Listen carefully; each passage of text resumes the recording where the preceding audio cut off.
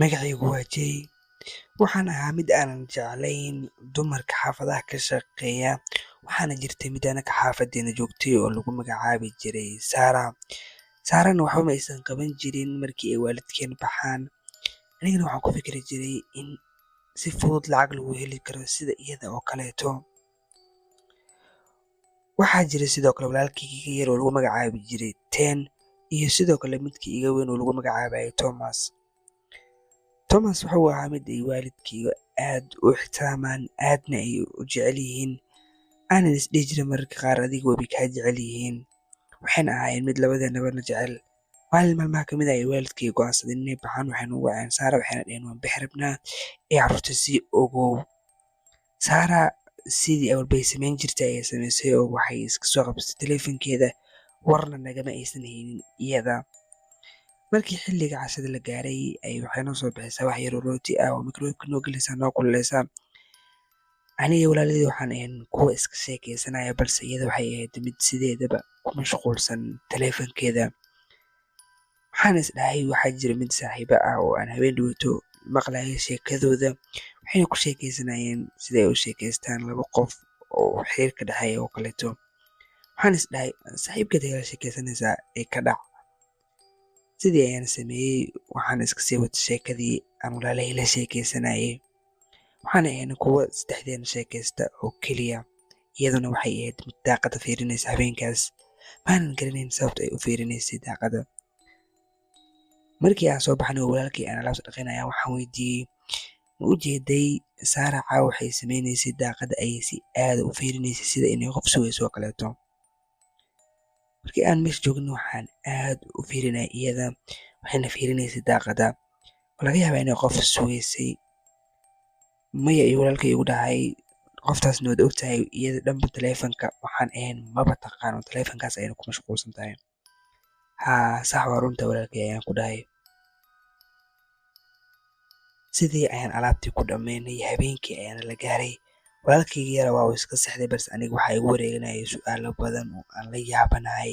Waxa gabadhan ka khaldan, meesha waxay u joogtana waa shaqo inay qabato. Hal mar waxaan maqalnay shanqar aniga iyo walaalkay. Walaalkayga yara horay ayuu kasoo booday, wuxuu dhahay abow maxaa dhacay, muxuu yahay waxa jabay. Waxaan ku dhahay aniga xitaa ma ogi bal sug hal mar waan soo hubinayaa waxa dhacay, hoos ayaan aadayaa. Hoostii ayaan soo aaday aniga oonan weli soo degan, balse waxaan soo raacay jaranjarta, balse waxaan arkay wax aad iiga nixiyey. Waxaan qaybta hoose ku arkay nin iska socdo oo gurigeena dhex socdo, wax kasta oo uu arkana baaranayo. Wuxuuna baaranayay koomadiinyada iyo armaajooyinka dhammaantooda. Waxaana arkay inuu jebiyey alaab ka mid ah alaabihii guriga yaalay, waana tiina soo kicisay anaga markii aan maqalnay. Anigii aad ayaan u naxay, aad ayaan u yaabay.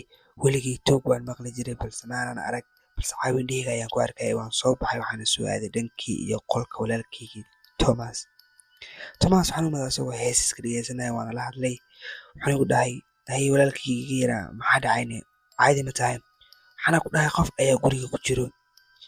Ismiya indhaha ayuu taagay, wuxuuna soo qaatay bud isaga qolka u dhex yaalay. Wuxuuna igu yidhi booliiska la hadal adiga. Aniga ayaan inta kala dhamaystiray, adigana booliiska wax u sii dir. Aniga walaalkay hadal kumaanan soo celin karin. Sidii ayaan sameeyey oo booliiska ayaan fariin u diray. Aniga isagana waan isla soo raacnay, waxaana soo aadnay dhankii iyo hoos iyo ninkii meesha uu joogay. Ninkii waxa uu joogaa qasnada, mana naqaano qofka u furay qasnada.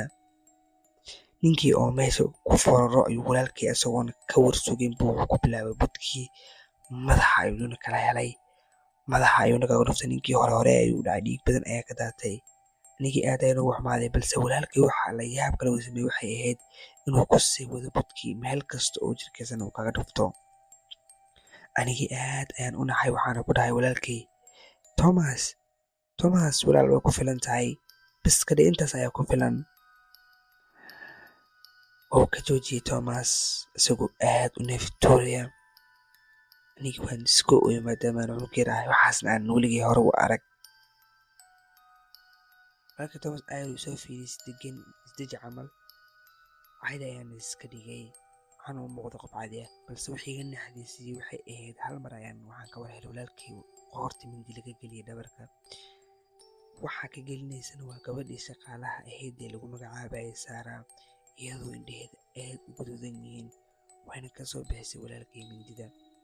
Walaalkay istaaga ayuu ka dhacay, waana fadhiistay isagoo aad u nafbaxaya, aana u jeedo wax walba oo horteeda ka dhacaya. Anigana maysan naxariisan, waxayna ku sii waday mindida iyadoo aad ugu xoojinayso, iyadoona ku hayso isagu waa saaxiibkay maxaad u dishay. Anigii waan naxay, waana soo cararay qolkii ayaan kusoo laabtay. Aniga walaalkayna waxaan hoos galnay sariirta. Booliiskii oona hadday la hadlay ayaan isla markiiba yimid, waxayna kaxeeyeen gabadhii iyo wiilkii saaxiibka ahaa. waxaan halkaas ku waayay walaalkaygii iga weynaa ee Thomas ahaa.